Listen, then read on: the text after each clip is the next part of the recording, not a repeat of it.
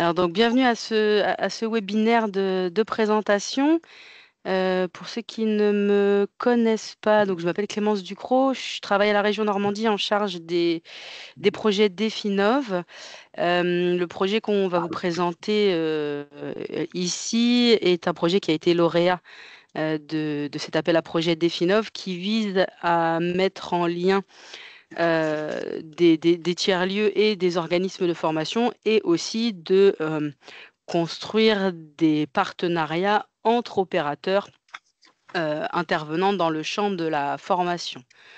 Donc c'est pour ça que le programme des lieux de la Reco a été lauréat de cet appel à projet d'Efinov, parce qu'il va vous montrer, enfin Juliette va vous montrer comment elle œuvre pour coordonner la création d'un réseau de partage et d'entraide autour des badges. Avant toute chose, je vais donner la parole à Audrey Dmitrov, ma collègue de la région, qui pourra du coup vous parler déjà de ce qui a été entrepris par la région en termes de badge numérique. Merci Clémence. Bonjour à tous, je suis Audrey Dmitrov, je travaille à la direction de la formation tout au long de la vie et je suis pilote sur un projet qui s'appelle la Normandie Badgeley Compétences. Je vais vous faire une brève présentation de l'utilisation des badges par la région Normandie ou plus précisément par la direction de la formation pour reconnaître les compétences des Normands. Je vais partager mon écran.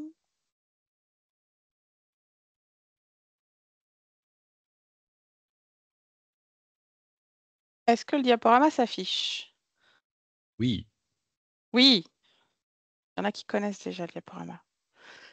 Donc la Normandie Badgeley Compétences, c'est le nom de la démarche portée par la direction de la formation tout au long de la vie, dans le cadre de tout ce qui a été mis en place, notamment pendant le pacte régional d'investissement dans les compétences, qui a été une aide de l'État à partir de 2019 pour transformer, moderniser, faire muter l'appareil de formation normand et faire muter les Ça me dit métiers. quelque chose, non?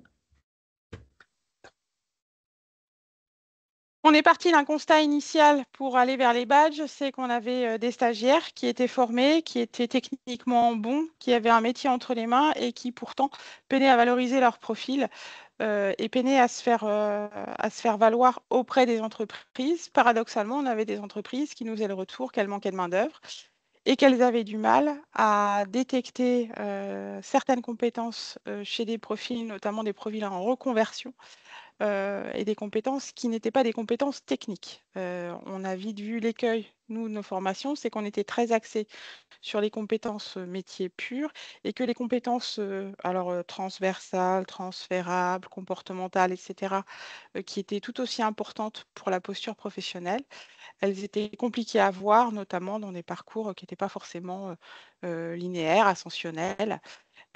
Et que par ailleurs, il y avait des pertes d'informations quand nos stagiaires sortaient d'un dispositif de formation, re-rentraient dans un autre, allaient vers l'emploi, etc. Bref, il y avait des compétences qui étaient pourtant présentes, mais pas visibles, et c'est ce qui faisait que l'insertion était compliquée. Les badges sont très vite apparus comme une solution, alors pas miracle, mais en tout cas comme un levier qui pourrait aider nos stagiaires en premier lieu à s'insérer dans le marché du travail. Pourquoi? Parce que la Normandie, c'est une terre de badges à la base.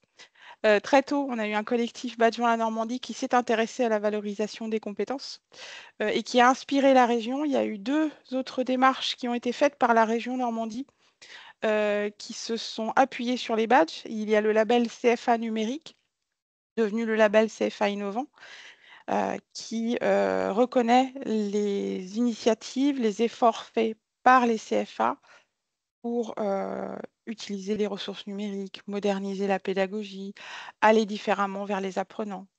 Et puis, il y a le référentiel des missions des référents numériques porté par un dispositif qui s'appelle Communautique.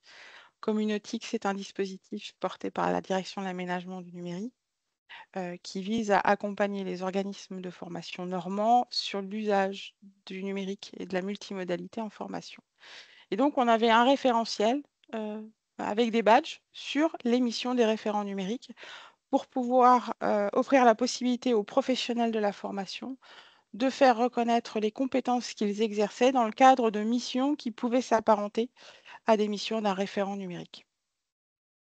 Fort de ces 2 expériences-là, nous sommes allés, interroger des structures interroger, non, nous sommes allés solliciter des structures qui étaient déjà impliquées dans les badges pour savoir comment la région pourrait se positionner, par rapport à tout ça, pour mieux calibrer notre projet.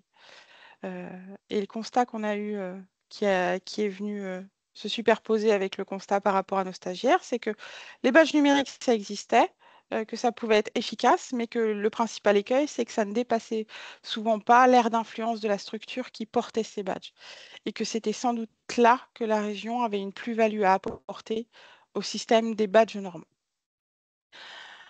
Les axes de notre démarche tels qu'ils sont définis à l'heure actuelle, et je ne pense pas que ça évolue beaucoup, c'est que, la région Normandie crée des badges qui viennent se superposer aux badges des structures partenaires et ce sont des badges de compétences exclusivement et des badges qui doivent servir les Normands pour fluidifier leur parcours, de formation et d'insertion professionnelle dans la fonction de transmission d'informations et de constat de compétences.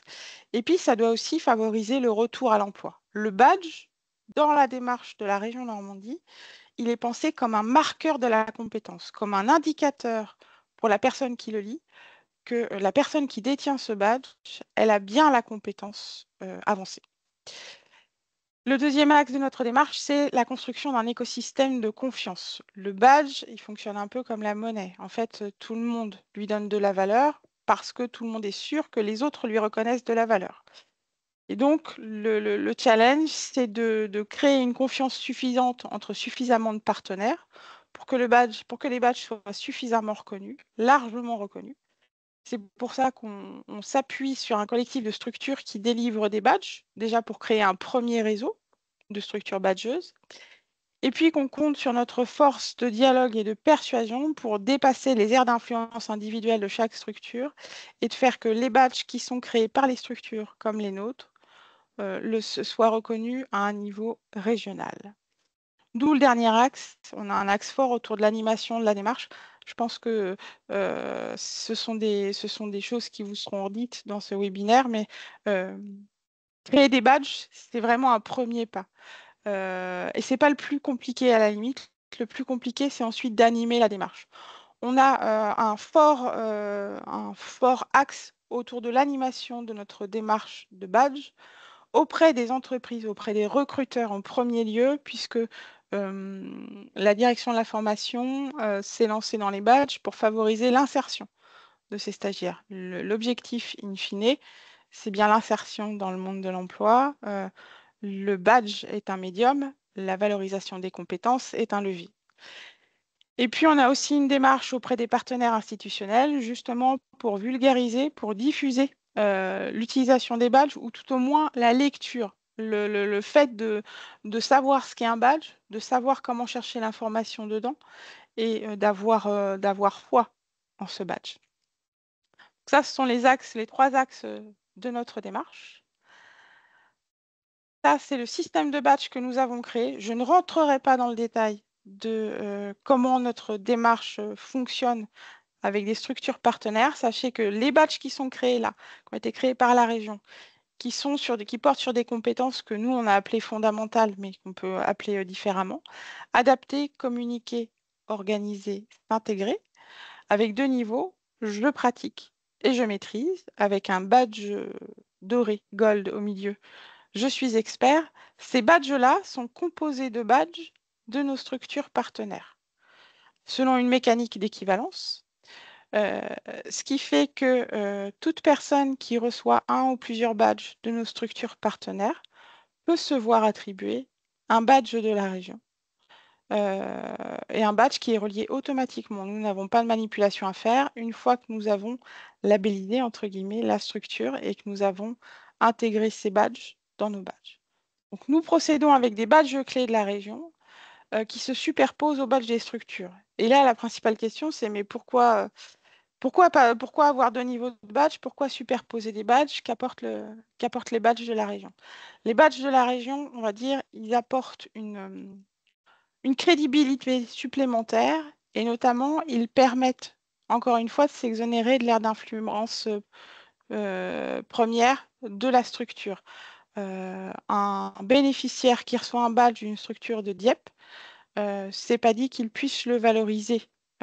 Au-delà de DIEP et de son agglo, ça marche peut-être avec un employeur qui est en lien avec la structure initiale, mais avec un employeur de Flair, c'est plus compliqué de faire valoir un badge. Encore une fois, la région vient appuyer ce mécanisme de reconnaissance. Et donc, évidemment, ces badges, ils sont mobilisables par les personnes lors de leur parcours, notamment leur parcours de formation.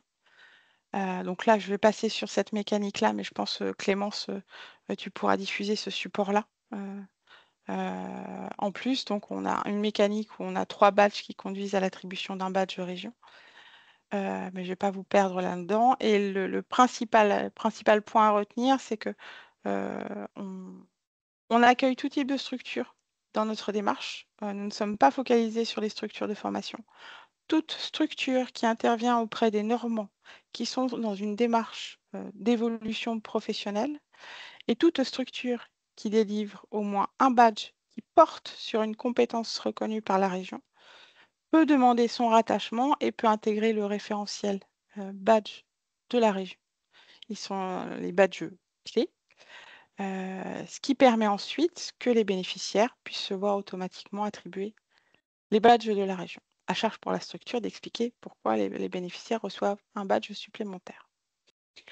L'action de la région, je parlais d'animation tout à l'heure, mais au-delà d'une animation et d'un dialogue auprès des partenaires du territoire pour créer un écosystème, on a des mesures concrètes, notamment l'intégration dans nos cahiers des charges d'achat de formation, des badges. Alors, ce n'est pas une intégration obligatoire. En fait, on a toujours une petite formule consacrée. La région portera une vigilance particulière, une attention particulière aux propositions de formation qui intégreront des badges comme modalité de reconnaissance des compétences. Ça, on tient vraiment à ce que les organismes de formation qui s'engagent dans les démarches de badge ne s'engagent pas par obligation, mais s'engagent plutôt parce qu'ils y voient du sens et de la pertinence. Donc, on l'intègre dans les cahiers des charges, ce qui nous permet ensuite de suivre les démarches des organismes qui sont retenus sur les achats de formation. On a aussi un axe fort autour de la professionnalisation des acteurs, avec notamment une formation qui est inscrite au Cariforef sur comment on intègre de manière très pertinente les badges dans sa pédagogie. Je l'ai déjà dit, on a une promotion de la démarche auprès des acteurs de la sphère emploi, formation, insertion. Et puis, on a des soutiens à des projets, on a des soutiens à des acteurs. Quand on parle d'écosystème, en fait, c'est vraiment mobiliser tous les leviers qu'on peut avoir auprès des partenaires pour favoriser la diffusion de la culture badge sur le territoire. Parce que les badges, c'est quand même un outil encore un peu particulier à manipuler, à penser. C'est déroutant. Ça a longtemps été vu comme un gadget. Comme un gadget, en fait, c'est un objet technologique qui permet de reconnaître des compétences, mais c'est pas un objet très évident et avec un vocabulaire un peu particulier. Donc, on favorise la diffusion des badges et de tout le vocabulaire qui va avec, et notamment en organisant des événements. Il y a une semaine qui s'appelle Badger vos compétences, qui a lieu depuis 3 ans, la dernière semaine de novembre. C'est encore le cas cette année, du 25 novembre au 29 novembre, pendant laquelle des contributeurs volontaires vont montrer sous forme d'ateliers, de conférences, de webinaires, ce qu'ils font avec les badges, parce qu'on est persuadé que la meilleure manière de convaincre les personnes d'aller vers des badges, d'utiliser des badges, c'est montrer par l'exemple à quel point c'est efficace, à quel point les badges sont utiles pour plein de publics différents, dans plein de situations différentes. Et puis, dernier point sur la diffusion des badges, on organise cette année ce qu'on appelle un badge-athon, qui est le mariage entre badge et hackathon, qui est un événement qui aura lieu le 25 novembre, justement pour faire créer par des équipes qui ne se connaissent pas des badges depuis rien, pour leur montrer la mécanique de création de badges de compétences et pour pouvoir après leur mettre à disposition des maquettes de badges qu'ils pourront réinvestir derrière sans forcément utiliser, enfin passer du temps dans l'ingénierie de construction de badges. Les perspectives, mais c'est la même chose. Je viens de voir que je suis en doublon. Et donc, voilà, de manière très synthétique, le pourquoi du comment de l'implication de la région Normandie dans les badges de compétences. Vraiment, c'est un axe fort qui tend à se développer. Et encore une fois, c'est parti du constat de départ que nos stagiaires avaient plus à montrer que des compétences techniques, que certains avaient autre chose que des compétences techniques à montrer et que les entreprises étaient très intéressées par ça et que les badges sont un excellent levier, sont un excellent moyen pour montrer ce qui est difficilement observable dans un CV qui est quelque chose de plat. Badge, c'est on va dire c'est de la 3D de la compétence. Voilà. Eh ben, merci Audrey pour cette présentation. S'il y en a qui ont des questions, n'hésitez pas à les poser. Audrey ne va pas forcément rester avec nous toute la durée de la présentation. Donc, s'il y a des petites questions, sachez aussi évidemment que vous aviez donc son mail, mais je pourrais évidemment vous rediriger vers elle au besoin. Ce que je vous propose, c'est qu'on donne maintenant la parole à Juliette, en charge d'un des projets d'Effinov. Alors, on avait une main levée, éventuellement, ça n'a pas l'air. Donc, en charge des projets donc en charge d'un projet d'Effinov que je suis, donc les lieux de la reco, qui est une nouvelle brique quant à l'appui que vous pouvez avoir pour mettre en place vos badges et diffuser la culture des badges au niveau de la Normandie. Donc, je donne la main à Juliette pour se présenter. Oui, merci beaucoup Clémence, merci Audrey. Duncan, je ne sais pas si tu voudrais d'abord peut-être poser ta question à Audrey avant que je me lance dans une longue explication. Non, ça je me suis trompé, je voulais applaudir en fait pour toi. Mais, Ok, bon, merci. Alors, du coup, bonjour à toutes et à tous. Moi, je suis Juliette Kiburs, donc je travaille pour le labo CIBC. Donc, le CIBC, à la base, c'est un organisme d'accompagnement des personnes éloignées de l'emploi ou en transition professionnelle. Mais sinon, au labo CIBC, on travaille surtout sur des innovations qui pourraient permettre justement de mieux accompagner peut-être ces personnes. Et c'est pour ça que depuis longtemps, en fait, on s'était penché sur la question des open badges. Donc, je vais vous partager mon petit PowerPoint moi aussi. Hop. Alors, voilà. Effectivement, pour rebondir sur la présentation d'Audrey, Euh, le fait que la région Normandie instaure cette démarche, euh, ça va, comment dire, faire qu'il y aura de plus en plus, et c'est déjà le cas d'ailleurs, de Normands qui auront donc des open badges, mais ça reste un outil numérique et c'est pourquoi il convient en fait d'accompagner des personnes qui auraient par exemple pas forcément de facilité avec le numérique ou voilà, pour que ce soit vraiment accessible à tout le monde. Donc, le maître mot, on va dire, de notre projet, c'est d'être dans l'accessibilité, le fait de rendre cette démarche et l'accès à la reconnaissance vraiment accessible à toutes et à tous sur le territoire normand. Donc, tout d'abord, pour commencer, je vais vous proposer de me donner vos petites réponses dans le chat. D'après vous, le reco, dans lieu de la reco, il renvoie à quoi? Donc à reconversion, recommandation, reconnaissance ou reconnexion. J'attends de regarder quelques petites réponses qui sont données dans le chat. Ok, ok. Donc, ça va, c'était facile, mais c'était pour voir si vous suiviez. Ok.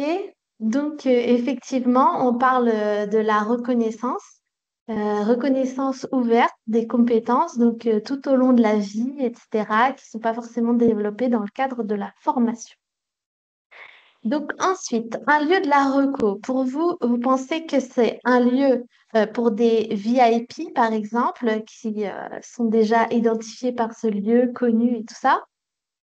un lieu qui est lui-même reconnu, un lieu qui accompagne des personnes pour qu'elles soient reconnues, ou un lieu où on peut être reconnu. Pareil, vos petites réponses dans le chat, je regarde ça, d'accord, d'accord.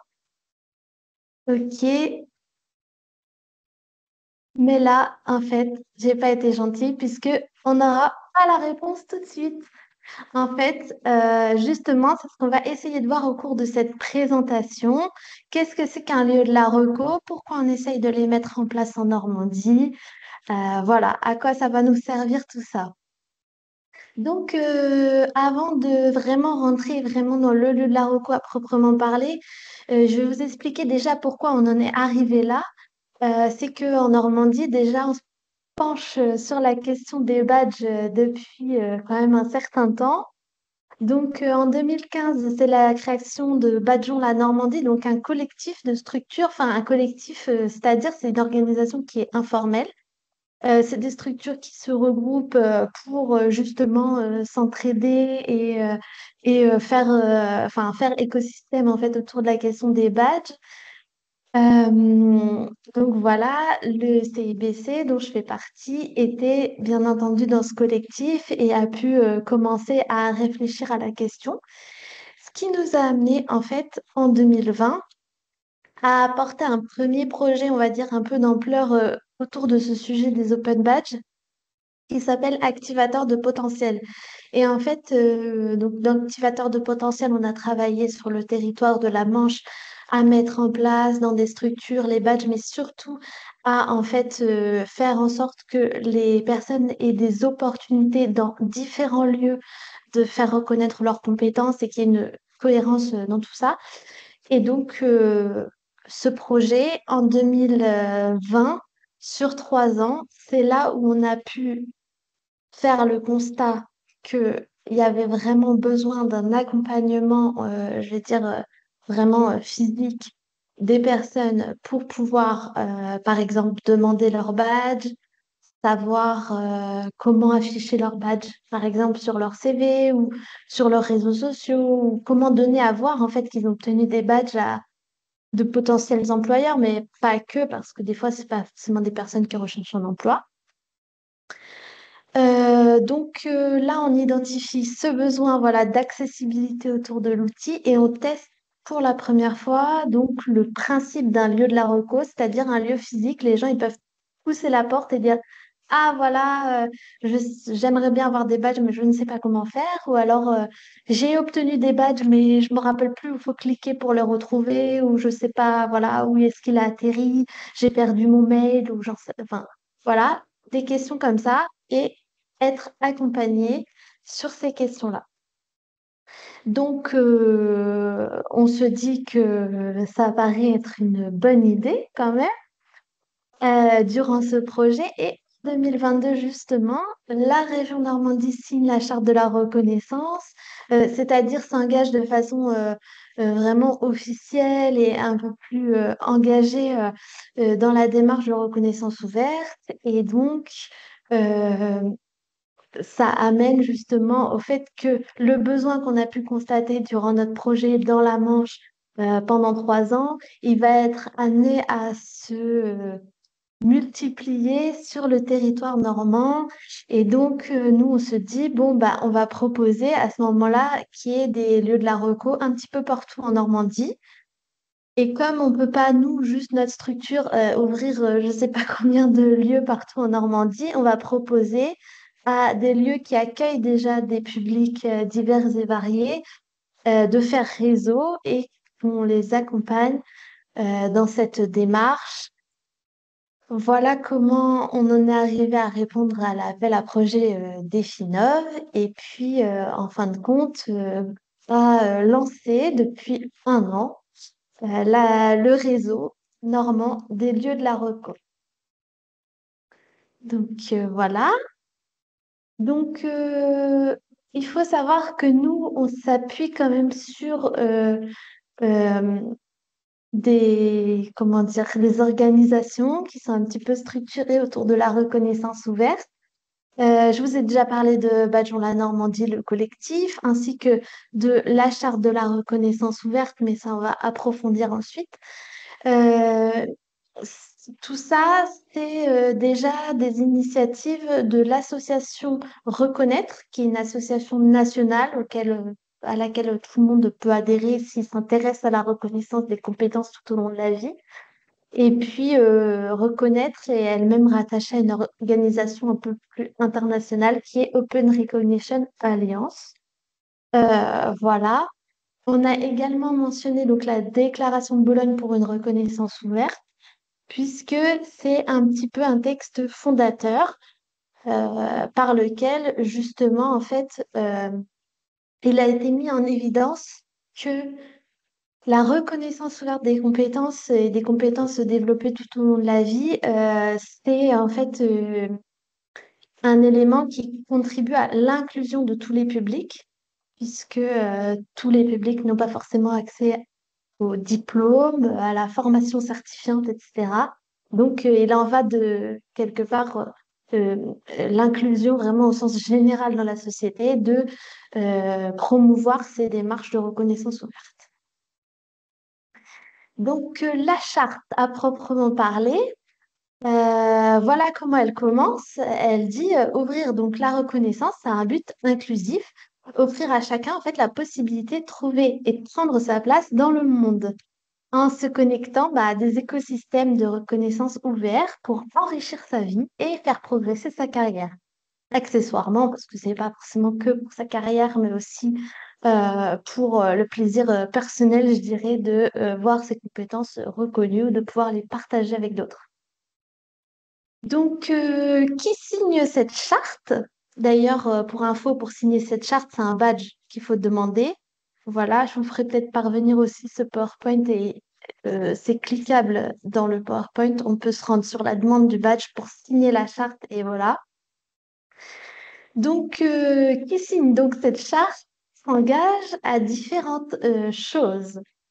Euh, Tout d'abord, euh, c'est l'engagement de contribuer justement à la mise en place de la reconnaissance ouverte, mais comme on le disait tout à l'heure, ça fonctionne beaucoup par écosystème, c'est-à-dire que on peut mettre en place dans sa structure les badges pour reconnaître les compétences, mais il faut aussi penser le lien avec l'extérieur, comment une personne peut naviguer d'un endroit à un autre, faire reconnaître différentes compétences et que tout ça lui serve dans la vie.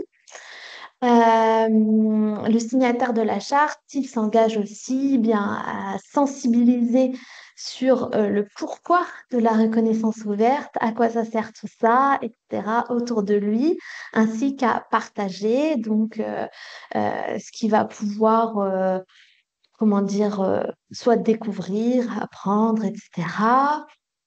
On va aussi, donc dans la reconnaissance ouverte, évidemment, on va être sur beaucoup de questions de mise en commun des travaux, des connaissances, etc. Euh, alors, excusez-moi parce que comme je ne vois pas tout le monde de temps en temps, je regarde, non, c'est bon, personne n'a pris la parole. N'hésitez pas à m'interpeller si c'est le cas. Donc, on va aussi... alors, le point 6 par exemple, c'est un point sur lequel ça peut être intéressant de s'attarder un petit peu plus longtemps. Il parle d'un lien entre la reconnaissance informelle, non formelle et formelle. C'est-à-dire que dire que on veut pouvoir reconnaître toutes les compétences développées, y compris quand c'est pas dans la formation, y compris quand c'est euh, quand je répare moi-même ma tondeuse en regardant des tutos, ou alors quand je fais la cuisine avec ma famille, ou quand je suis bénévole dans une asso, ou je suis je sais pas parent d'élèves, etc. Ça ne veut pas dire qu'on dit, ouais, les diplômes, c'est complètement inutile. Bon, pourquoi pas? Il pourrait y avoir des collectifs qui se créent autour de cette question. Mais ce n'est pas l'objet ici. Ici, l'objet, c'est plutôt de proposer, en fait, non pas une alternative, mais quelque chose qui est en complément et qui pourrait s'articuler avec les diplômes. Par exemple, on pourrait imaginer pour l'instant, ce qui se passe souvent, c'est que par exemple, dans une école, il y a des gens qui obtiennent un diplôme et à côté des badges pour les compétences qui ne font pas partie du diplôme. Mais on pourrait imaginer aussi un projet qui se développe actuellement, c'est des personnes qui sont aidants familiaux, qui développent des compétences, euh, par exemple des compétences en fait d'aide-soignant. Et donc, on pourrait, à l'aide des badges, reconnaître les compétences au fur et à mesure développées par les aidants familiaux et à la fin, qu'ils aient un diplôme d'aide-soignant. Pourquoi pas? En fait, c'est pour dire que tout ça, il peut y avoir des liens entre les deux. On n'est pas spécialement dans la revendication de séparer euh, strictement l'un de l'autre. Voilà. J'espère que tout ça est bien clair. Sinon, donc, il y a aussi dans la reconnaissance ouverte, en fait, la nécessité quand on dit par exemple donner aux individus et aux communautés les moyens de développer leur propre parcours de reconnaissance, c'est que on va pas être beaucoup dans le faire à la place d'eux. Par exemple, des individus, un groupe, admettons, un groupe, pourquoi pas, d'adolescents qui aiment jouer à des jeux ensemble pourrait vouloir créer des badges pour reconnaître leur pratique du jeu entre eux, entre pairs. Et donc, dans ce cas-là, quand on est dans la reconnaissance ouverte, on invite à justement donner les moyens à n'importe quelle personne qui voudrait se reconnaître individuellement ou entre communautés de le faire. On n'est pas dans il faudrait demander l'autorisation à une personne de pouvoir ceci, cela. Enfin, voilà, on va être vraiment dans le fait de donner la possibilité aux individus de d'être reconnus, de reconnaître les autres, etc. Voilà. Donc, il y aura un petit temps de questions à la fin, mais entre deux, si vous en avez, n'hésitez pas, hein, pourquoi pas. Encore une fois, je ne vois pas si des gens lèvent la main, donc n'hésitez pas. On saura te le relayer si jamais c'est le cas, Juliette. Ok, merci beaucoup.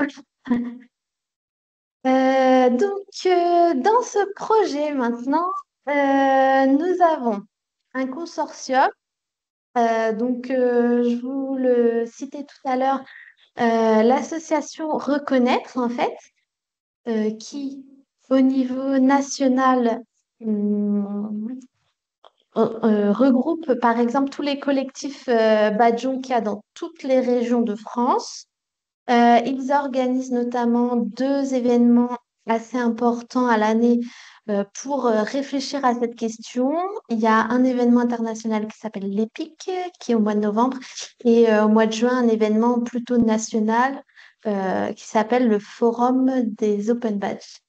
Donc, cette association, elle est présente à notre COPIL ainsi qu'à notre comité scientifique représenté par Serge Ravet. Donc, ils nous permettent déjà d'avoir accès à certains outils, mais aussi de réfléchir à la façon de rendre toujours plus accessible aux personnes cette démarche de reconnaissance ouverte et le fait d'avoir ou de demander des open badges. Nous avons aussi dans notre copile le Dôme où je me trouve actuellement, qui est déjà tout d'abord un tiers-lieu Normandie connecté, plutôt dédié à la culture scientifique, mais qui est aussi du coup lieu de la reco. Donc le Dôme a une pratique depuis vraiment longtemps des open badges, c'est-à-dire que ici, quand du public vient faire un atelier, tester des machines au Fab Lab, ou voilà, diverses activités qui sont proposées au Dôme, ils ont la possibilité de demander un badge pour faire reconnaître leurs compétences développées. Donc, c'était déjà une pratique bien ancrée au Dôme. Donc, c'est pour ça qu'ils ont aussi un regard vraiment intéressant à nous apporter au sein du COPIL, ainsi qu'une expérience de la façon dont on rend tout ça accessible au public, puisque le Dôme a vraiment un très large panel de publics accueillis sur les activités. Voilà. Ici, nous avons aussi dans notre consortium donc, l'entreprise d'insertion telle qu'elle. Léane, elle va plus s'occuper de tout ce qui est la communication. On va revenir dessus tout à l'heure, mais c'est quand même une part assez importante en fait du travail qu'on va faire avec ce réseau. Donc voilà, l'entreprise d'insertion telle qu'elle, elle est basée à Évreux, elle délivre des services autour de la communication et télécommunication. Et puis bah nous, donc le labo CIBC, donc Eden, que vous entendrez tout à l'heure sur notre offre de service, et puis moi-même, donc nous on va plus être dans tout ce qui est l'accompagnement pédagogique, etc. Euh, voilà. Donc, ce projet de réseau normand des lieux de l'ARCO, d'abord, comme je vous le disais, on poursuit deux objectifs. Le premier est vraiment le principal et celui sur lequel on veut vraiment insister, c'est l'accessibilité pour toute la population normande de la reconnaissance. C'est que, en fait, le fait de ne pas savoir se servir d'un smartphone, par exemple, soit pas un frein au fait de pouvoir faire reconnaître ses compétences. Il faut pas que ça en soit un parce que sinon, là, on n'est plus du tout dans l'inclusion, mais voilà. Et puis, un autre objectif, du coup, qui est très important, c'est de pouvoir mettre en commun nos travaux sur le territoire parce que, comme vous le verrez tout à l'heure, dans le réseau, on a des structures qui sont vraiment variées et qui ont des pratiques vraiment différentes. On peut avoir un lieu de la reco qui est un centre social qui va vraiment faire, par exemple, des badges autour d'un réseau d'échange de- d'un réseau d'échange réciproque de savoir. Euh, et à côté, on va avoir, je ne sais pas, un tiers-lieu qui fait des badges autour d'ateliers sur le jardinage, par exemple, etc. Donc, il faut aussi qu'on puisse mettre en commun et mettre à dispo de tous, en fait, ce qui est développé, les outils qui existent pour rendre tout cela plus accessible, que chaque lieu n'ait pas à réinventer ses propres outils à chaque fois, qu'il puisse s'inspirer ou adapter des choses qui sont déjà proposées par les autres. Donc voilà, ça ce sont nos principaux objectifs. Et donc pour cela, oh, ah voilà. Pour cela, en fait, si vous voulez, donc le réseau des lieux de l'ARCO, c'est plein de lieux en Normandie et on leur propose une offre de service qui va permettre de mettre tout ça en œuvre, à savoir une partie communication qu'Eden va vous présenter dans un instant. Également une partie accompagnement donc autour de la reconnaissance ouverte qu'Eden va aussi vous présenter. Et puis un label lieu de la reco qui est co-construit entre tous les membres. Et nous, en fait, on anime juste la co-construction, donc sur lequel on reviendra tout à l'heure. Eden, je te laisse la parole. Oh, on a eu un petit souci avec cette diapo. Je te propose peut-être de laisser la précédente et pendant que je commence à prendre la parole, de régénérer une diapo qui sera un peu plus Je vais présentable. essayer de faire ça. Prends le temps, prends le temps. Donc bonjour à tous, moi je m'appelle Eden Jean-Marie, je suis responsable recherche et développement du labo CIBC et responsable de ce projet. C'est à ce titre-là que je parle aujourd'hui. Euh, Vous avez bien retenu qu'il y a deux objectifs principaux, que sont le fait de rendre accessible cette démarche de reconnaissance et les open badges au service des citoyens aux personnes. Et ça peut paraître paradoxal parce que depuis tout à l'heure, on vous dit bien que c'est auprès des structures que notre projet eh bien, non seulement s'adresse, mais essaye de mettre le pied à l'étrier. Parce que même si notre objectif final, c'est bien que les gens puissent avoir accès à cela, bah, ça passe par un moyen. Et le moyen, bah, c'est de faire monter en compétences et de rentrer dans la démarche les professionnels de terrain, que sont les structures qui seront amenées à accueillir ces personnes. Donc pour ça, bénéficie de quelques années d'expérience de projets de terrain qu'on a pu faire, dont vous avez un petit peu parlé Juliette, et surtout de quelques années d'expérience d'animation territoriale. On a parlé de Philippe Petitqueux, Draft Normandie et Reconnaître, on a parlé de François Millet du Dôme, et moi-même sur la co-animation de Badjon à Normandie depuis quelques années maintenant. Badjon à Normandie, c'était une formidable opportunité de faire des échanges réguliers entre structures qui s'étaient déjà posé la question d'intégrer la reconnaissance. Je peux me laisser dans la précédente, Juliette, je te ferai un petit signe pour passer à celle-là. Pour donc mettre en place, faciliter la mise en place de la reconnaissance ouverte et des open badges dans chacune de nos structures.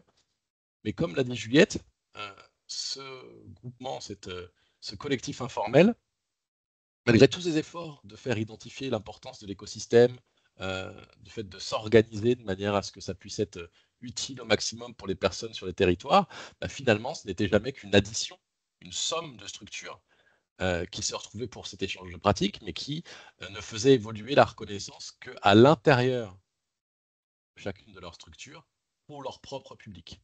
Donc là, depuis quelques années, collectivement, on se disait qu'on passait à côté de quelque chose, parce que si on n'était pas stagiaire au sein de l'enseignement agricole, si on n'était pas à un moment donné amené à être accompagné par le Dôme, ou si on n'était pas au Greta, enfin voilà, la liste est malgré tout longue, on a cette chance en Normandie, il y a beaucoup de structures qui badgent, mais si on n'était pas à l'intérieur d'un parcours dans lequel il y avait des badges, eh bien, on n'avait pas forcément accès à cela, déjà. Je vous interroge, est-ce que vous savez où est-ce qu'il y a des badges autour de vous? C'est pas toujours évident d'arriver à avoir cette information-là. Et d'un autre côté, tant que le parcours dure, le badge peut être utile, mais qu'est-ce qui se passe à l'issue de ce parcours? Donc nous, on a été vraiment obnubilés depuis plusieurs années à essayer de faire en sorte de proposer des parcours, de proposer des badges, indépendamment des accompagnements des gens, et qu'ils puissent s'en emparer de plusieurs structures différentes, etc., pour faire en sorte que ça ait du sens et que ça ait de l'utilité pour eux à leur niveau, quel que soit leur parcours. Donc pour cela, l'idée c'est bien de développer un réseau, l'idée c'est bien de donner des moyens et des ressources aux structures, et parmi ces ressources, il y a un certain nombre de ressources qui concernent la communication. La communication, c'est un peu, je me disais, est-ce que vous avez conscience et connaissance des badges qu'il y a autour de vous sur votre territoire, des structures qui badgent? C'est toujours un peu le bas qui blesse, quoi. Il y a des structures qui se sont déjà mises au badge, qui ont déjà une démarche, mais qui n'osent pas forcément communiquer à l'extérieur, qui n'osent pas forcément mettre en avant ni leur offre de service, ou en tout cas l'opportunité que ça peut avoir pour les gens. Donc c'est la communication, pour la troisième fois, ça peut être le bon moment pour partager ton écran sur la communication. Et donc, on a bien identifié, et même à notre niveau, hein, qu'il y avait un effort à faire en termes de communication à destination des publics sur l'existence d'une démarche Open Badge et comment tout simplement s'emparer de cette démarche-là. Donc dans le cadre de ce projet, ce qu'on propose, c'est d'offrir un certain nombre de services autour de la communication. Alors, il y a un kit de communication, c'est la première ligne qui va être proposée quand vous rejoignez le réseau, quand vous devenez lieu de l'ARCO. Vous avez un ensemble d'éléments, kakémono, affiches, autocollants, aux couleurs, comme vous voyez là de ce fond d'écran de PowerPoint, qui permettent de communiquer sur le fait que vous appartenez au réseau des lieux de l'ARCO. Alors c'est à la fois pour vous bien faire identifier que vous appartenez à ce réseau, puis à la fois pour le public, parce que ce qu'on espère bien, c'est qu'au bout des 3 années de projet et au-delà, que ce soit identifié, n'ayons pas peur du mot, comme une marque, en tout cas comme une identité visuelle accueillante, puisque c'est bien un des prérequis. Pour être lieu de l'ARCO, il faut à un moment donné pouvoir accueillir des publics et les renseigner sur cette question de la reconnaissance. Et donc on espère bien que ces différents visuels et ces différents logos seront perçus par le public normand, quel que soit l'endroit sur le territoire, comme étant une invitation à rentrer dans un lieu. Ça, c'est pour le kit de communication, on va dire le kit de démarrage, quelque part, hein. Mais après, il y aura également tout un tas de supports print par rapport au réseau, des supports numériques également, puisque vous aurez l'occasion, si vous le souhaitez, en tant que lieu de l'ARCO, de communiquer sur un certain nombre de vos activités en lien avec la reconnaissance sur les réseaux qu'évoquait Juliette. Elle en reparle un petit peu après, je crois, mais le fait qu'on puisse mobiliser le réseau de Reconnaître, donc sur LinkedIn principalement, mais aussi sur les sites internet, etc., donc de cette organisation internationale, ça permet de mettre en lumière directement avec une organisation connue et reconnue toutes les démarches par rapport à la reconnaissance, ce qui permet d'avoir un petit peu ce côté mise en lumière. Mais également de la production de support plus ponctuelle, c'est-à-dire que c'est là qu'on peut personnaliser, c'est là qu'on peut répondre à des besoins plus spécifiques. Je prends un exemple, vous avez besoin de flyers très spécifiques par rapport à un événement que vous faites sur la reconnaissance ou par rapport à le fait de faire reconnaître ou faire identifier des badges bien spécifiques. Eh bien, c'est là que notre collègue Léane et la structure telle qu'elle pourra se mettre à votre disposition pour faire en sorte de vous accompagner dans la mise en place de supports. C'est souvent ça, encore une fois, qui fait défaut, hein. Moi qui forme souvent et régulièrement un certain nombre de personnes qui rentrent dans cette démarche, à un moment donné, c'est comment je communique auprès de mon collègue pour embarquer le reste de mon service, comment je communique auprès des personnes que j'accompagne, comment je communique auprès d'eux, etc., etc. Donc, on vous propose ces services-là pour non pas se substituer, vous verrez, il y a un vrai enjeu de développement de votre autonomie autour de cette question de la reconnaissance, mais en tout cas, vous apporter un certain nombre de solutions dans ces quelques premières étapes. Et donc, toujours dans l'idée de ne pas se substituer, voyons, on fait un petit peu remarquer ce qu'on ne fait pas, puisque même si on vous apporte pas mal de solutions par rapport à la communication autour de la reconnaissance, on ne communique pas sur votre offre de service. C'est-à-dire, si demain il y a un article à écrire ou un post à faire sur quelque chose qui ne concerne pas la reconnaissance, eh ben, on ne pourra pas mobiliser notre collègue qui a, vous l'imaginez bien, ses propres activités par ailleurs. Et ce qui donc concerne la communication qui ne soit pas en lien avec la reconnaissance et l'open badge, eh bien, nous pourrons vous relayer sur cette question. Il y a également toute une partie de l'offre de service qui concerne, parce que quand on en arrive à communiquer, en général, c'est que ça s'est bien passé. C'est-à-dire qu'on a produit des badges, qu'on a déjà une démarche et qu'on communique sur de l'existant. Mais pour qu'il y ait de l'existant, bah, il y a des étapes préalables. Et c'est là que Juliette peut vous accompagner. Alors, la formation, c'est évident. La formation, elle va, on va le voir, s'incarner par plusieurs choses. Il y a la possibilité d'avoir Juliette en direct, voilà, c'est-à-dire que plutôt que l'avoir sur un webinaire pendant 1 heure, vous pouvez l'avoir en face à face pendant 1 heure pour qu'elle vous explique, qu'elle vous acculture, qu'elle vous apporte un certain nombre d'éléments et de ressources pour commencer à rentrer dans la démarche. Ces éléments et ces ressources, ça peut devenir beaucoup plus spécifique quand il va s'agir de s'emparer des plateformes, des outils techniques. Donc tout ça, c'est prévu ici dans le cadre de cet accompagnement. Juliette organise des échanges de pratiques réguliers avec les membres du jeu de l'ARCO. Donc c'est l'occasion d'échanger sur des pratiques, des problématiques qui sont très spécifiques à son contexte d'intervention, à ses publics. C'est quelque chose qu'on fait depuis des années déjà. Pour ceux qui connaissaient, on avait les mercredis du labo, qui était une belle occasion de faire ça tous les 2 mois, une demi-journée. Donc l'idée, c'est de prolonger cela. Il y a une veille et une documentation qui va être assurée par nous deux et qui va être mis à profit du réseau. Et plus largement, vous le verrez, ça va s'incarner par pas mal de choses, des ressources centralisées, une application, on le verra, qui va aussi, on l'espère, faciliter la prise de connaissance de ce qui se passe sur le territoire. Et puis, on produit des ressources dans le cadre de ce projet très spécifique. Parmi toutes les ressources qu'on va mettre à disposition du réseau, il y a par exemple ce qu'on appelle, nous, un petit starter pack. En tout cas, c'est une formation en ligne sur une plateforme Moodle qui va permettre à la fois aux aspirants lieu de l'ARCO, mais aussi à terme à leur public, d'avoir des petits modules de formation. Et donc ça, c'est des choses qui vont rester, qui sont toujours accessibles, et qui permettront d'avoir un commun. Hein. Produire le commun, ça passe par le fait de faire réseau et d'animer le réseau, mais ça passe aussi par des outils et des ressources qu'on met à disposition ce réseau pour lancer cette dynamique. Et puis pour faire identifier ce qu'on ne fait pas, parce qu'on ne peut pas tout faire, et que ce n'est pas l'objectif de tout faire, justement, eh bien tout ce qui va concerner l'AMO, l'accompagnement à maîtrise d'ouvrage, que ce soit créer vos badges à votre place, que ce soit venir faire du consulting dans vos structures pour vous conseiller de quelle manière il sera le plus opportun de mettre en place des badges par rapport à tel objectif, etc. Et ben ça, c'est pas notre rôle. Il y a vraiment l'essentiel qui tourne autour de l'animation du réseau et de l'émergence de ce réseau quand ça commence à être vraiment du face à face et du conseil. Et vous imaginez bien, c'est pas notre champ d'intervention à ce niveau-là. Mais on saura vous orienter, encore une fois, hein, dans les fameuses ressources du territoire. Il y a des acteurs qui peuvent eh bien, revêtir ce rôle. Et même si ça ne se fait pas dans le champ de ce projet, ça pourra se faire par ailleurs. Voilà le maître mot de ma petite intervention, au-delà d'essayer de vous faire un petit peu mieux percevoir quelle était précisément l'offre de services reliée au réseau, c'est de bien comprendre, parce qu'on l'a vécu par le passé dans d'autres projets, que nous, notre objectif, je pense que vous commencez à le voir, c'est de faire les choses pour le compte de la région. On a une ambition non dissimulée qui est de pouvoir à terme avoir une sorte, n'ayons pas peur des mots, d'offre de service qui ressemble à une politique publique de la reconnaissance, quoi. C'est ce qu'on aimerait bien à terme. En tout cas, c'est vers cela qu'on essaye d'aller.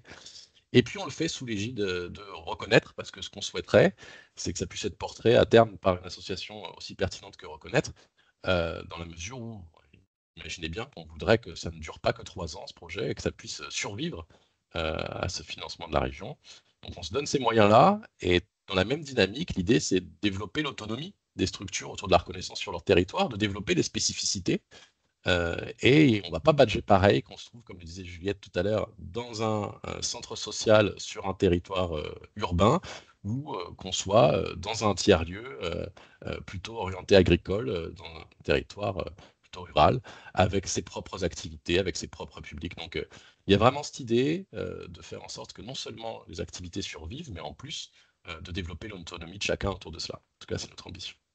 Et c'est là que s'arrête ma prise de parole pour le moment, en attendant vos questions à la fin ou pendant, quand vous. Merci Eden. Bon, alors je vais passer la seconde parce que là, si on veut que vous ayez du temps pour poser des questions, attention, hein, là, on va aller un peu plus vite sur la fin, mais préparez-vous parce que vous allez devoir répondre à des questions aussi. Très Bon, élégante manière de donc, dire que j'ai pris beaucoup trop de temps, mais non, c'est pas pour ça. Moi aussi, j'ai pris trop de temps. Bref, alors, donc, on passe cette diapo qui, voilà. On a parlé vite fait des outils. Donc, voilà, l'équipe de com, ceux qui sont tout préfets ou alors ceux que les lieux de la reco peuvent au fur et à mesure nous demander et qu'on peut faire produire. Les réseaux, un site internet où on a la carte des lieux de l'ARCO, une vidéo pour expliquer c'est quoi les lieux d'ARCO, etc. L'application qui est en cours de développement, qui n'est pas encore tout à fait terminée, mais qui permet en fait au lieu de l'ARCO de savoir à la fois les badges dont ils peuvent disposer directement, parce qu'il faut savoir qu'il y a des structures qui mettent leurs badges à disposition d'autres structures. Ils peuvent vous les envoyer en copie et vous les utilisez avec vos publics et il n'y a pas de... Voilà, ils sont vraiment dans le partage en direct. Après, il y a un autre onglet pour les badges qu'on ne peut pas recevoir tel quel, mais enfin, dont on peut s'inspirer juste en lisant les critères, etc. Voilà, comment ils ont formulé ceci ou cela. Et puis, une partie pour montrer justement comment des publics peuvent avoir en fait, un parcours au travers de différentes activités dans lesquelles ils vont pouvoir faire reconnaître des compétences peut-être multiples et complémentaires, pourquoi pas. On a parlé tout à l'heure du label lieu de l'ARCO. Donc, le label lieu de l'ARCO, concrètement, un lieu de la reco, il a un badge. Voilà. Donc, le public, on a essayé de faire des visuels qui sont assez semblables parce qu'il faut que pour le public, ils ne vont pas trop connaître la nuance entre tel ou tel lieu de l'ARCO. Il y a une offre de service commune. Le public, il sait que voilà, je vois un badge jaune avec écrit lieu de l'ARCO, je peux pousser la porte, être accompagné.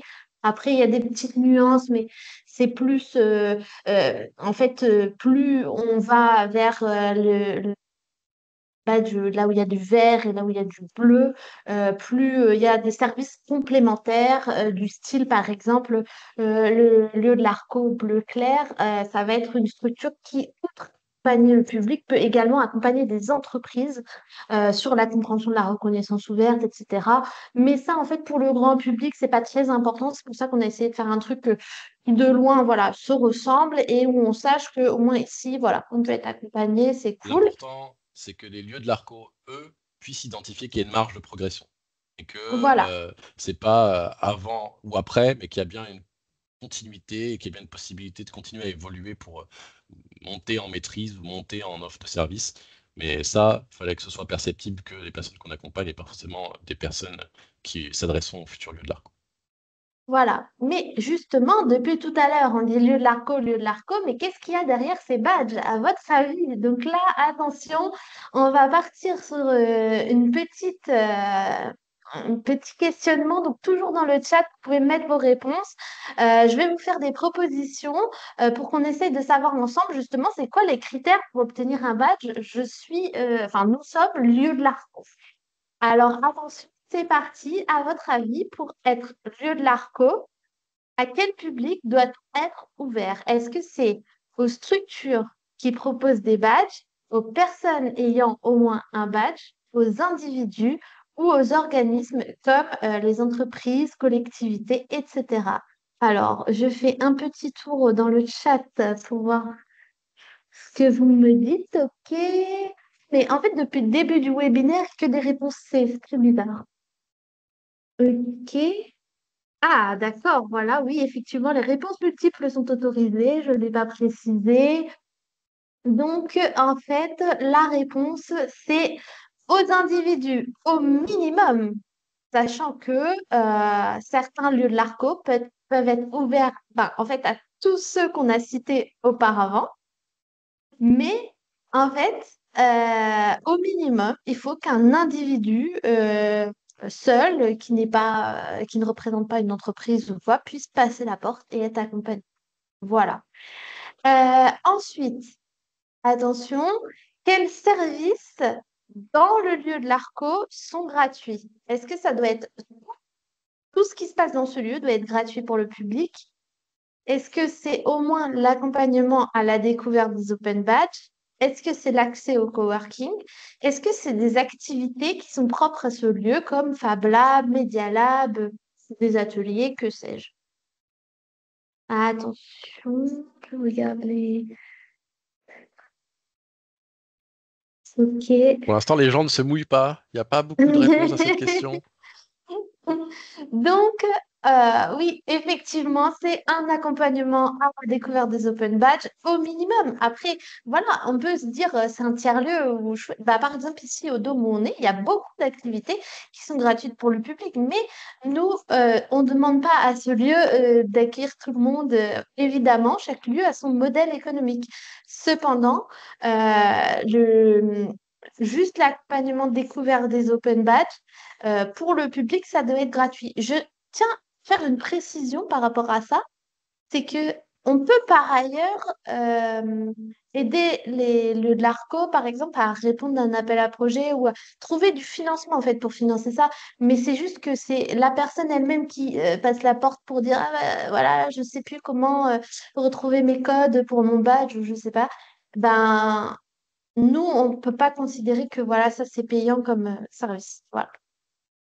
Ah, maintenant, quelle amplitude horaire minimum hebdomadaire va être consacrée à ça, justement, à cet accueil du public pour la découverte des open badges? Est-ce que c'est au moins 1 heure? Est-ce que c'est au moins 4 heures? Est-ce que c'est au moins 7 heures? Ou est-ce que ça doit être 7 jours sur 7? Bref, 24 heures sur 24, même la nuit, etc. Ah ah! Eh bien oui, effectivement, c'est au moins 1 heure. Après, voilà, on sait très bien qu'il y a des lieux où il y a des journées entières ou alors des ateliers en demi-journée ou alors où tout atelier est suivi de l'accès au badge, etc. Mais en tout cas, pour devenir lieu de la reco, il faut proposer au moins 1 heure hebdomadaire. C'est symbolique, mais c'est pour être sûr qu'on puisse communiquer auprès du public. Bah voilà, par exemple, vous habitez à Granville. Voilà où vous pouvez aller de telle heure à telle heure le mercredi et voilà, être sûr qu'on puisse au moins communiquer clairement sur l'offre de service. Ensuite, combien de badges au minimum doivent être délivrés dans ce lieu? Attention, 10, 2, 50 ou 0. Voyons voir.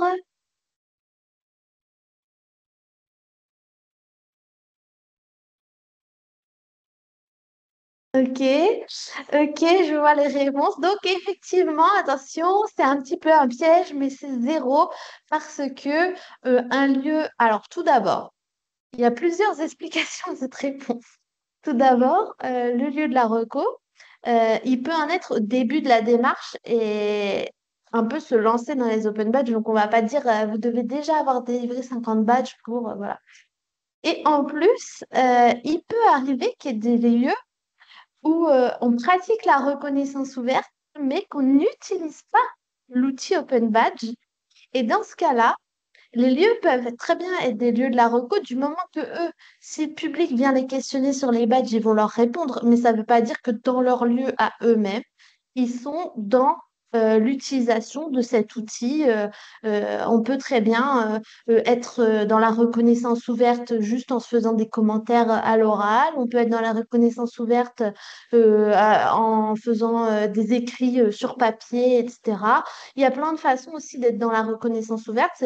L'open badge, c'est juste un outil parmi d'autres, certes qui est très utile et très répandu, mais voilà, il n'y a rien de trop obligatoire là-dedans. Donc ensuite, le lieu de la reco, il doit être représenté par qui? Est-ce que c'est un référent qui est reconnu dans cette organisation? Est-ce que c'est une équipe d'au moins 3 personnes? Est-ce que c'est un référent reconnu au niveau de son territoire ou est-ce que c'est un chatbot qui fera bien l'affaire pour accompagner le public, par exemple? Alors, je regarde le chat. Voyons voir. D'accord. Ok, ok. Donc, en effet, nous, on demande qu'il y ait au moins, enfin, dans une organisation, on va dire, il se peut très bien que toutes les personnes de l'organisation connaissent les badges, utilisent les badges, pourquoi pas. Mais nous, pour qu'une personne, enfin, pour qu'un lieu puisse être lieu de l'ARCO, il faut qu'il y ait au moins une personne dont on sait qu'elle pourra répondre aux questions du public. Voilà, par exemple, j'ai demandé un badge, mais j'ai jamais eu de réponse. Pouvoir donner une explication. Qu'est-ce qui a pu se passer? Mais est-ce que tu as regardé dans ta boîte mail? Enfin, voilà, au moins une personne qui est un petit peu au taquet sur ces questions-là. Ensuite, quel degré de maturité de la pratique des open badges faut-il avoir? Ça veut dire, par exemple, à quel point comment dire, maîtriser le sujet pour pouvoir être lieu de l'ARCO. Est-ce que A, il faut accompagner des structures à mettre en place les open badges? Est-ce que B, il faut informer sur ce que c'est un open badge et accompagner à l'utilisation des outils et à la valorisation des badges une fois qu'ils sont déjà obtenus? Est-ce que c'est jamais avoir entendu parler de reconnaissance ouverte, c'est OK? Ou est-ce qu'il faut être capable de débattre avec Serge Ravet, qui, attention, est non seulement président de l'association Reconnaître, mais aussi, euh, on va dire, un théoricien assez axé sur la question des open badges. Donc, je regarde vos petites réponses dans le chat.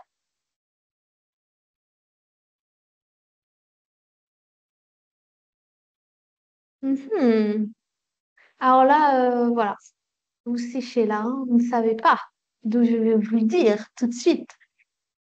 Donc, euh, le référent qui va recevoir le public, il va être capable d'informer sur ce que c'est qu'un open badge. Il va être capable d'accompagner la personne sur l'utilisation de l'open badge et aussi le conseiller sur, bah voilà, une fois que tu as obtenu ton badge, tu peux genre le mettre sur ton CV, sur tes réseaux sociaux. Si c'est une personne, par exemple, il faut que le référent il soit capable de se dire si c'est une personne qui est vraiment mal à l'aise avec le numérique et qui va jamais retourner sur le badge en numérique, être capable de se dire, bah, il y a aussi l'option, par exemple, d'imprimer le PDF et de l'avoir sur papier et de repartir avec ça parce que on voit bien que la personne, c'est un peu compliqué sinon. Donc, voilà, ce qui est un peu attendu. Mais bien sûr, je vous rappelle, on forme aussi les personnes pour ces questions-là, donc il n'y a pas de souci. Et maintenant, une question sur l'investissement du lieu dans le réseau des lieux de l'ARCO. Qu'est-ce qu'il faut faire pour être dans le réseau? Est-ce qu'il faut payer une adhésion annuelle? Est-ce qu'il faut distribuer des courriers en forme de badge aux membres du réseau? Est-ce qu'il faut fournir un programme annuel ou un bilan en fait de ce qui est fait au niveau des badges? Ou est-ce qu'il faut participer aux journées annuelles de la reconnaissance? Enfin non, des lieux de la reco plutôt, parce que sinon ça porte à confusion ce que j'ai dit. Alors, je regarde s'il y a des réponses dans le chat. Ah oui, ok. Ok, vous êtes plutôt d'accord.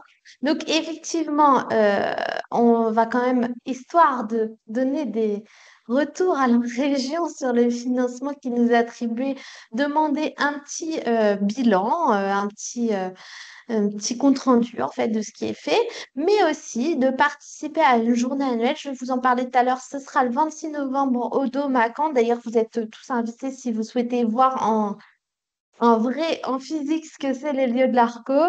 Voilà.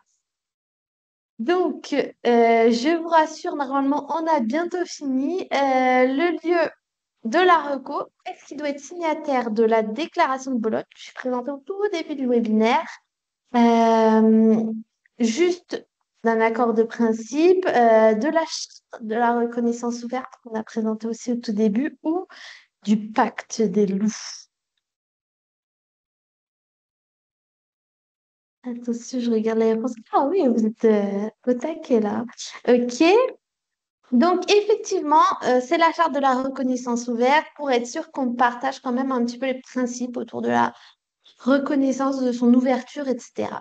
Donc, voilà. Et enfin, les questions sont finies. Maintenant, juste un petit QR code si jamais ça vous intéresse de participer. Donc, le 26 novembre, je vous en dis quand même un petit peu plus avant de vous laisser poser vos questions. C'est juste que, en gros, on va faire un village des lieux de la reco au Dôme, au premier étage. Donc, ce sera dans la salle d'événementiel. Donc, il y aura plein de petits stands. Ce sera un village. Et donc, sur chaque stand, un lieu de l'ARCO présente une situation que vous pouvez vivre quand vous allez dans ce lieu. Vous faites voilà, l'atelier, la situation, etc. J'en dis pas plus sur les différentes situations possibles à vivre. Ça permet de développer des compétences et à la fin de demander un badge pour faire reconnaître les compétences qui sont développées. Donc, il y aura au moins 4 lieux de l'ARCO, mais peut-être même plus de stands que ça parce que on va faire des petites choses annexes, etc. C'est ouvert à tous les publics, donc c'est pas seulement les professionnels du secteur, etc. Vraiment, tout le monde peut venir se dire, voilà, je veux voir comment je peux faire reconnaître mes compétences à moi perso. On vient pas ici forcément pour le boulot. Et donc, c'est de 10h à 16h. Et voilà, que dire de plus sur cet événement? On mettra des infos sur, par exemple, LinkedIn. Voilà. Donc, merci beaucoup de votre attention et si vous avez des questions, bah, n'hésitez pas. Nous vous écoutons et donnez-moi, on peut répondre à vos questions.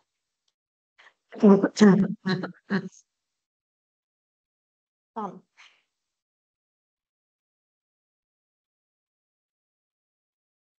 Alors, il y a une question dans le chat, effectivement. Donc, oui, on peut effectivement venir le 26 à l'heure qu'on veut. C'est-à-dire que les ateliers commenceront toutes les heures. Donc, il y aura un atelier à 10 heures qui commencera, enfin, une série d'ateliers qui commencera à 10 heures, une série qui commencera à 11 heures, une à 14 et une à 15. Donc, voilà, Si vous pouvez vous le n'hésitez pas. permettre, c'est quand même mieux de venir sur le créneau entier, puisqu'évidemment, plus vous restez et plus vous pourrez vivre d'expériences différentes. Donc on ne saurait que trop vous encourager de venir dès 10 heures, mais c'est prévu pour que vous puissiez venir à partir de l'heure que vous souhaitez. Eh ben oui, la J'imagine. réponse est on a des contraintes. N'hésitez pas à ouvrir vos micros, hein. Maintenant qu'on est dans la partie questions-réponses, on peut, je pense qu'on peut. Enfin, en fait, je sais pas si. Oui, oui, vous pouvez, je pense. Oui.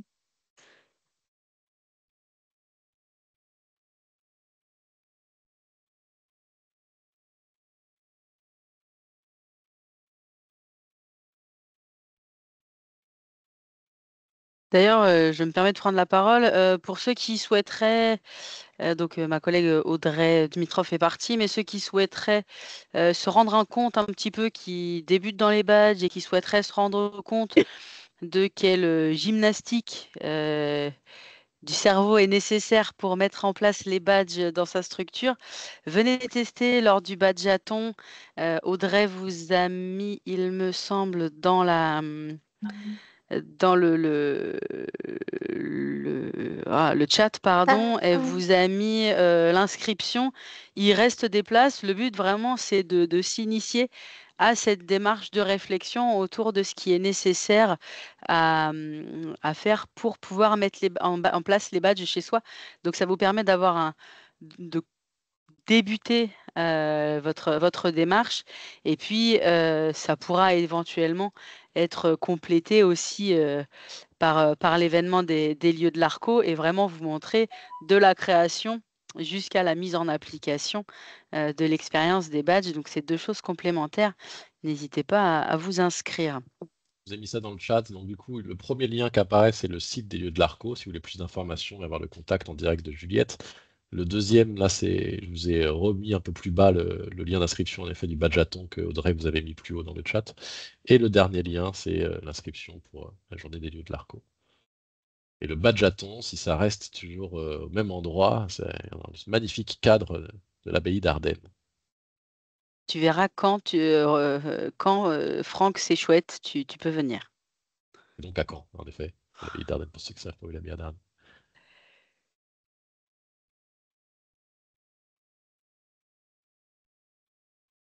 Mais c'est vrai, là, je me rends compte qu'on fait les spécialistes Canet à parler de l'abbaye d'Ardenne comme si tout le monde connaissait, mais non seulement il n'y a pas que des Canets, mais il n'y a pas que des Normands aussi, là. J'ai reconnu des têtes de gens qui sont de Normandie, que je n'avais pas vu depuis un petit moment, certains.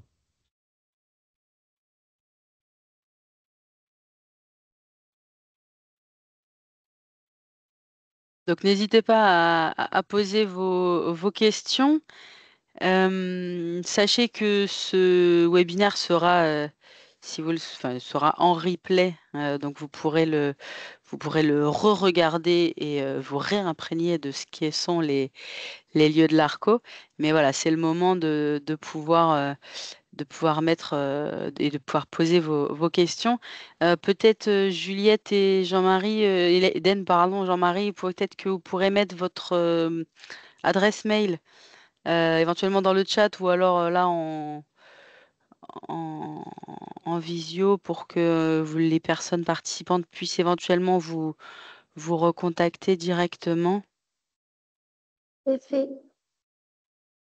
Ah oui, aussi, enfin, je sais pas, Julie, si tu serais d'accord pour que je dise ça, tu le confirmeras ou pas, mais euh, nous avons Moi? parmi nous aussi, oui, une représentante d'un tiers-lieu qui est lieu de la reco. Donc, si vous avez aussi des questions qui sont plus destinées à, voilà, ça fait quoi d'être membre du réseau, bah, pourquoi Ça pas, ça n'hésitez fait pas. plaisir.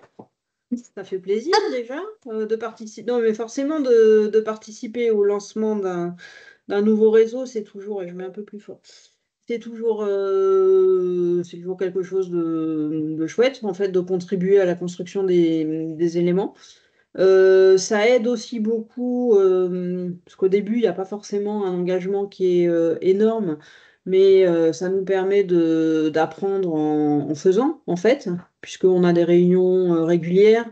Il y a les journées au dos, mais alors moi qui ne suis pas vraiment une très bonne animatrice, je suis obligée de me creuser la tête pour trouver des idées. Et j'arrive à trouver des idées, donc rien que pour ça, ça vaut le coup. Puis voilà, c'est plutôt tout ça dans une ambiance plutôt sympa. On avance ensemble. Alors pour le moment, au niveau du campus UDD, j'ai pas encore d'écart de Belges ou d'individus qui viennent pour les badges. Voilà, je pense qu'on n'a pas encore atteint forcément les publics destinataires. Mais plus il y aura de structures et plus il y aura de personnes qui en parlent en fait, et plus on aura une légitimité aussi. Ça te va? Sans m'avoir prévenu, c'est bon. Ah bah, très bien, de toute façon, c'est ton avis, hein, moi, attention, hein, je ne... Non, non, mais c'est On vrai que aurait dû c'est. mettre, tu sais, dans ce qu'on ne fait pas, donner les éléments de langage, hein, je ne te dis pas ce que tu... Non, non, mais c'est plutôt une belle aventure. Voilà. Après, ça demande aussi beaucoup de temps. Donc, forcément, on se pose des questions de financement pour la suite, etc. Mais je dirais que c'est encore trop tôt par rapport au calendrier de Défi 9. Ça, c'est pour Clémence, puisque c'est des choses dont on parle aussi. Oui, Merci le beaucoup, but, Julie. c'est d'éventuellement, logiquement, essayer de ne pas faire des projets qu'à 3 ans. Donc Mm. c'est, oui, en parallèle de mes actions de suivi. Le but, c'est de promouvoir les projets comme on peut le faire là et que ce soit le plus accessible possible aux structures normandes. Mais c'est aussi de réfléchir ensemble à comment construire la suite. D'ailleurs, excusez-moi, petite intervention. Quand on me parlait, Clémence m'a rappelé que je devais dire quelque chose. C'est que pour l'instant, on est vraiment dans un réseau de structures normandes. C'est pourquoi nous, par exemple, quand on dit qu'on s'appuie aussi sur l'association Reconnaître, c'est que si, et d'ailleurs c'est le cas des fois, des structures hors de la Normandie veulent devenir lieu de l'ARCO, on a été contacté par Occitanie, Réunion, je ne sais plus lesquelles autres régions, eh bien, en fait, nous, on va les renvoyer plutôt vers l'association Reconnaître parce que pour l'instant, nous travaillons en Normandie. C'est important de faire la distinction. Il y a bien l'animation du projet, donc Juliette, moi-même, qui est normande, mais le label a vocation à devenir national. C'est quand même quelque chose qu'il faut que vous ayez dans le viseur, c'est que on est déjà un petit peu attendu, que ce soit en termes de temporalité, l'après-projet ou le pendant. Et en effet, le label aura vocation à être national. Et pour ceux qui connaissent un tout petit peu la notion de badge, c'est pas anodin. C'est-à-dire que, encore une fois, même si nous on anime notre région, à terme, ce sera un réseau national qui regroupera les structures avec les mêmes critères de reconnaissance et avec, on l'espère, le même niveau de qualité de service. Donc encore une belle aventure qui démarre en région Normandie et qui devrait, en tout cas c'est l'objectif, aller bien au-delà de ces frontières-là à un moment donné, comme ça a pu être le cas entre l'époque Badgeon à Normandie et aujourd'hui les Badgeons le Grand Est, Badgeon la Réunion, etc. Et juste moi pour compléter ma mini intervention de tout à l'heure, c'est pour moi il y aura on aura aussi une vraie force quand on aura abouti à l'offre de services dont on a parlé ensemble, de façon à pouvoir proposer en fait des contenus qui soient alors non pas identiques partout, mais d'avancer sur une offre commune. Je pense que ça sera un vrai plus pour les territoires.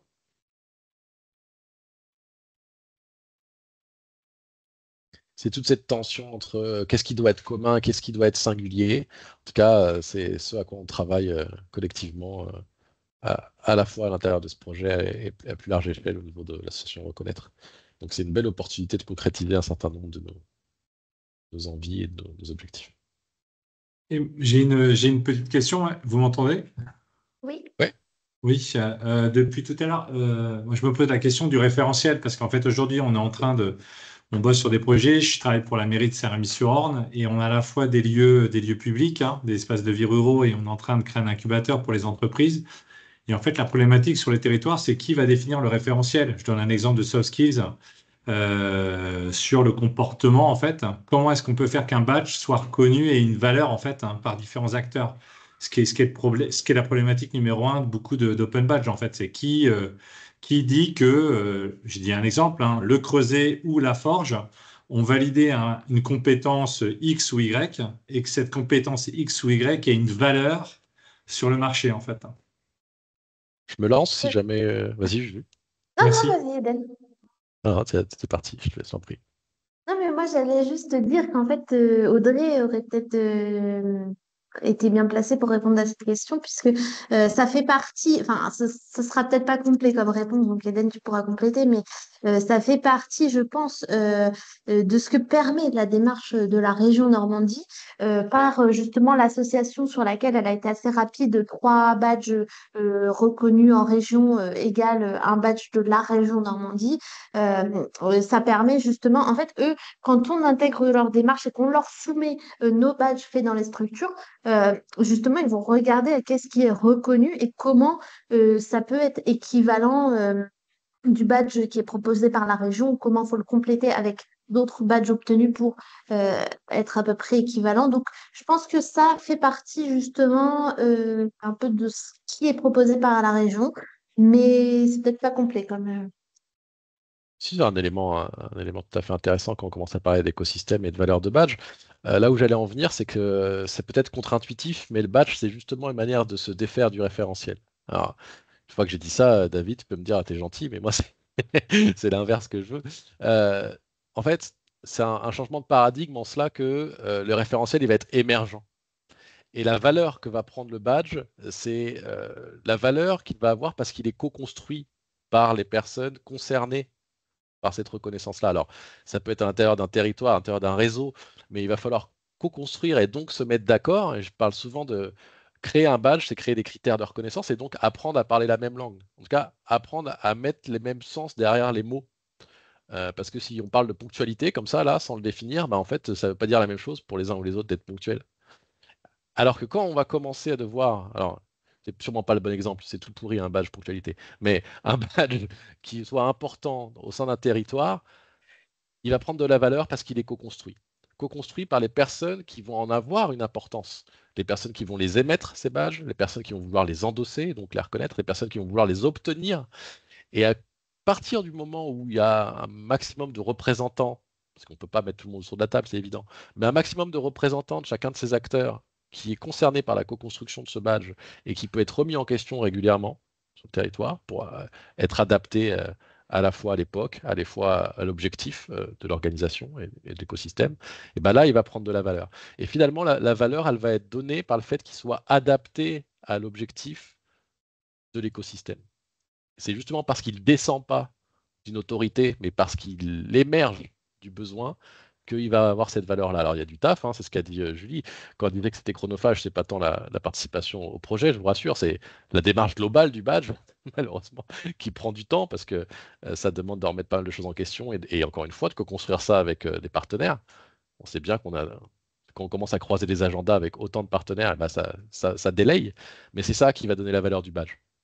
C'est l'utilité pour chacun des acteurs qui va devoir s'en emparer sur le territoire ou dans le réseau. J'espère Voilà, avoir répondu à ta question. comme l'a dit Juliette, la région, elle a mis, donc pour ceux qui étaient là au début du webinaire, hein, la région, elle a mis en place des badges de compétences. Je vous ai mis le lien en chat de badger les compétences sur le site de la région Normandie, ce qui vous permettra de voir déjà ce qui a déjà été fait, un préambule de ce que petit résumé, pardon, de ce que Audrey a pu vous parler tout à l'heure. Mais oui, en termes là où David, je pense que tu veux venir, l'intérêt, c'est d'avoir des badges au niveau régional, c'est de pouvoir aussi avoir une sorte de chapeau commun qui permet aussi bien qu'il y ait un badge qui soit décerné à Saint-Rémy-sur-Orne. Si jamais ton apprenti veut partir sur Cherbourg, eh bien que ce badge puisse être reconnu parce que chapeauté par la région, par exemple. Donc, on aura le temps éventuellement d'en reparler, hein, si tu veux, David, de toute cette démarche-là.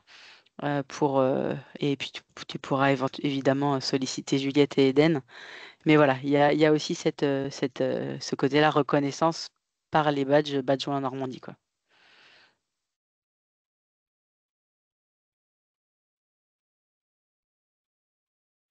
Est-ce que d'autres personnes se posaient des questions?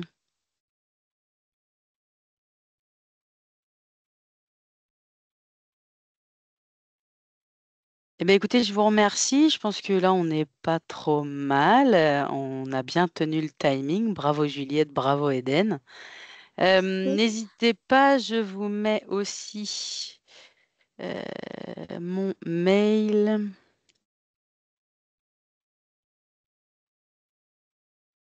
Voilà, je vous mets mon mail aussi dans le chat. Donc moi, je suis en lien aussi avec Juliette et Eden. Donc n'hésitez pas à me solliciter si jamais vous avez des questions. Pour rappel, ce webinaire a été enregistré. Vous allez pouvoir le retrouver en replay sur le site communautique de la région d'ici quelques jours. Donc n'hésitez pas à vous mettre sur ces sites-là. Et pour ceux qui sont dans le réseau Normandie Connectée, parce que j'en vois plusieurs, vous en entendrez aussi parler de ce côté-là. Voilà, je vous remercie. Merci beaucoup. Passez une bonne après-midi à tous et à bientôt. Merci, bonne journée. Merci à vous.